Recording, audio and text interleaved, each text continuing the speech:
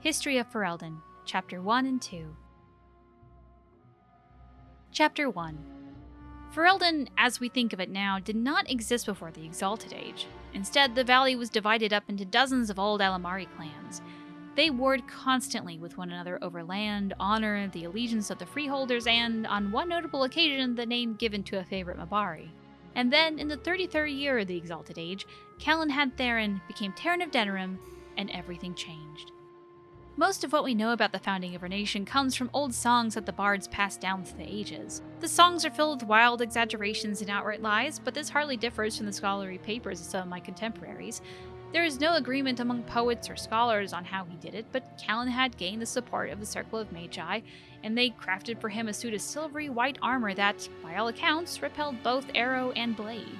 Calenhad led his army across the valley and captured Redcliffe, one of only 3 men who ever successfully laid siege to that fortress, and presented himself to the bands of the Landsmeet as their king. The poets tell us that every lord knelt before Calenhad without question. The fact that he attended the Landsmeet surrounded by ash warriors and loyal mages of the Circle is generally omitted from the ballads, however. From Calenhad came the line of Therin kings and queens who reigned, uninterrupted, until the 44th year of the Blessed Age, when the Orlesian invasion came. The rightful king was forced to flee Denerim, and for 70 years a puppet sat upon the throne. From Ferelden, Folklore and History, by Sister Petrine, Chantry Scholar. Chapter 2. The occupation was a dark blot on Ferelden's history.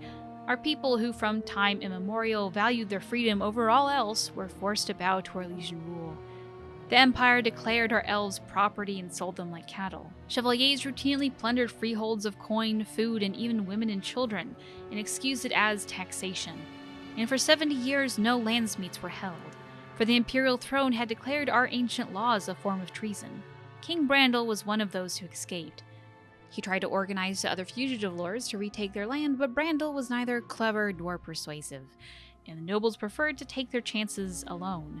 Ferelden might still be little more than a territory of the Empire were it not for the fact that his daughter had all the charisma that her royal father lacked. The Rebel Queen's rule began with a midnight attack on the Imperial Armory at Lothering. It was swift and successful, and with her pilfered arms the rebels began to campaign against the Orlesians in earnest. But the turning point of the war came when a young freeholder joined the Queen's army.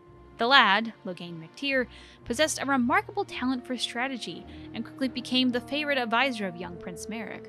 The Queen finally died at the hands of Orlesian sympathizers, anxious to curry favor with their painted masters, and Maric took her place as the leader of the rebellion. Loghain became Maric's right hand. Maric and Loghain led the rebels in a new campaign against their Orlesian oppressors, culminating in the Battle of River Dane, where the last Chevaliers in Denerim were crushed. With the capital once more in the hands of Fereldens, the battle to free our people was finally over, but the battle to rebuild what had been lost had only just begun. From Ferelden, Folklore and History, by Sister Petrine, Chantry Scholar.